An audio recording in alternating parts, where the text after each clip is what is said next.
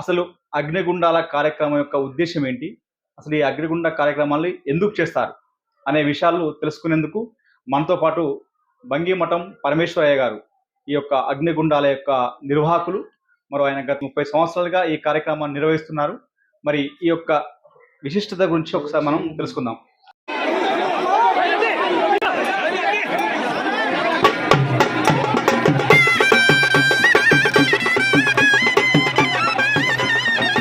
ఈ అగ్నిగుండాలు జరపడం వల్ల, అగ్నిగుండాలను దాటడం వల్ల, అగ్నిగుండంలో ఉన్నటువంటి భస్మాన్ని ధరించడం వల్ల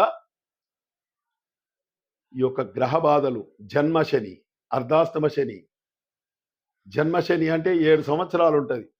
శనీశ్వరుని యొక్క బాధ అన్ని విధాల బాధిస్తాడు. ఆర్థికంగా, మానసికంగా, ఆరోగ్యపరంగా. శని 3, 6, 11వ స్థానంలో ఉన్నప్పుడు బ్రహ్మాండంగా ఉంటుంది. మనము మట్టి పట్టుకుంటే కూడా బంగారం జరుగుతుంది. అలా ఈ గ్రహాలు ఏవైతే ఉంటాయో సవ్యస్థానంలో లేనప్పుడు మానవులు ఇబ్బంది పడతారు. కాబట్టి ఈ అగ్నిగుండం దాటడం వల్ల వారు భయపడిపోతారు, మన జోలికి రారు. మనకు వారి యొక్క ఏకాదశ స్థానంలో శుభగ్రహాలు కానీ పాపగ్రహాలు కానీ 11వ స్థానంలో ఉన్నప్పుడు ఆ మనిషికి ఎంతో ఉత్సాహంగా ఉంటాడు. తాను చేసిన పనికి తాను సంతృప్తి పడతాడు. తన సంపాదనలో ఎంతో బరకత్ ఉంటుంది. అలాంటిది ఈ గ్రహ బాధలన్నీ కూడా దూరం జరిగిపోతాయి ఈ అగ్నిగుండం దాటడం వల్ల, అగ్నిగుండం యొక్క భస్వాన్ని ధరించడం వల్ల.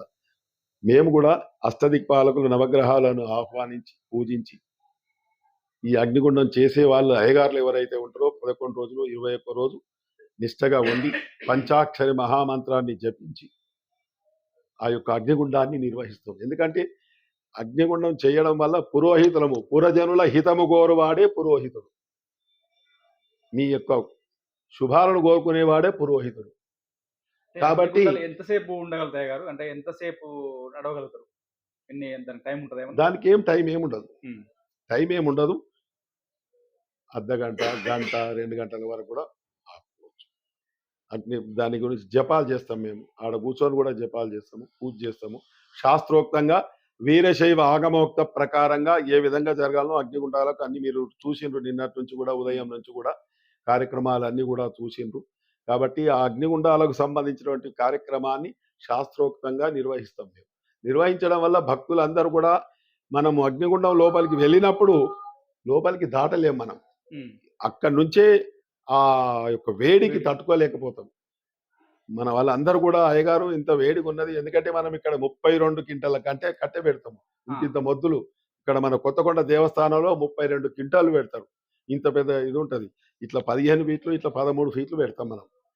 నిప్పులు కూడా 1 ఫీటు మందం ఉంటాయి చెప్పండి. ఆ యొక్క వేడికి దగ్గరికి రానియ్య. మేము అయ్యగారులందరము ఒక 11 మంది అయ్యగారులము దాని చుట్టూ ప్రదక్షిణ చేసి అగ్నిని శాంతింపజేసి పంచాక్షరి మహామంత్రాన్ని జపం చేసి ఆ జపదానాన్ని కూడా ప్రజల మేలు కోసం, లోక కళ్యాణార్థం, లోకం సుభిక్షంగా ఉండాలని చెప్పేసి మేము ఈ అగ్నిగుండ నిర్వహణ అనేది చేస్తాం. దక్షయజ్ఞం ధ్వంసానికి కారణమైనట్టుగా ఉద్భవించిన వాడే వీరభద్రుడు కదా. వీరభద్రుడు ఉద్భవించిందే దక్షయజ్ఞాన్ని ధ్వంసం చేయడానికి. నేను పుట్టగానే చెప్పిండు, అయ్యా నన్ను పుట్టించిన కారణం ఏమి అని ఇదే విషయాన్ని చెప్తారు. కాబట్టి వీరభద్రుడి దేవాలయం ఎక్కడ ఉంటుందో సంవత్సరానికి ఒకసారి అయినా సరే అది తప్పకుండా అగ్నిగుండాలు చేయాలి. ప్రతి వీరభద్ర దేవాలయంలో అప్పుడే ఆ వీరభద్ర దేవస్థానానికి ఒక గుర్తింపు అనేది ఉంటుంది. స్వామివారు సంతృప్తి పడతాడు.